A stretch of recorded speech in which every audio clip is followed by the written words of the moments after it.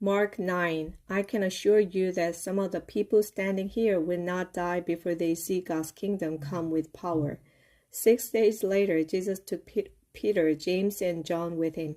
They went up on a high mountain where they could be alone.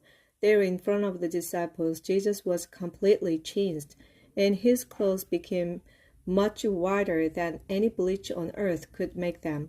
Then Elijah and Moses appeared and were talking with Jesus.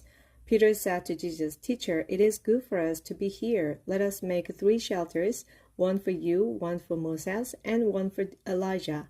But Peter and the others were terribly frightened, and he did not know what he was talking about. The shadow of a cloud passed over and covered them. From the cloud a voice said, "This is my son, and I love him. Listen to what it says." At once the disciples looked around, but they saw only Jesus. As Jesus and his disciples were coming down the mountain, he told them not to say a word about what they had seen until the Son of Man had been raised from death. So they kept it to themselves, but they wondered what he meant by the words "raised from death."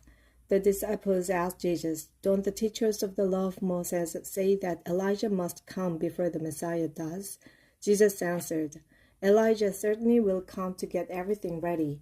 But don't the scriptures also say that the Son of Man must suffer terribly and be rejected? I can assure you that Elijah has already come, and people treated him just as they wanted to, as the scriptures say they would." When Jesus and his 3 disciples came back down, they saw a large crowd around the other disciples. The teachers of the law of Moses were arguing with them. The crowd was really surprised to see Jesus, and everyone hurried over to greet him. Jesus asked, "What are you arguing about?" Some from the crowd answered, "Teacher, I brought my son to you. A demon keeps him from talking. Whenever the demon attacks my son, it throws him to the ground and makes him foam at the mouth and grit his teeth in pain. Then he becomes stiff. I asked your disciples to force out the demon, but they couldn't do it." Jesus said, "You people don't have any faith. How much longer must I be with you? Why do I have to put up with you? Bring the boy to me." They brought the boy, and as soon as the demon saw Jesus, it made the boy shake all over. He fell down and began rolling on the ground and foaming at the mouth. Jesus asked the boy's father, "How long has he been like this?"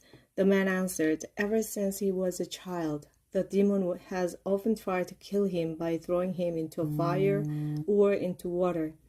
Please have pity and help us if you can."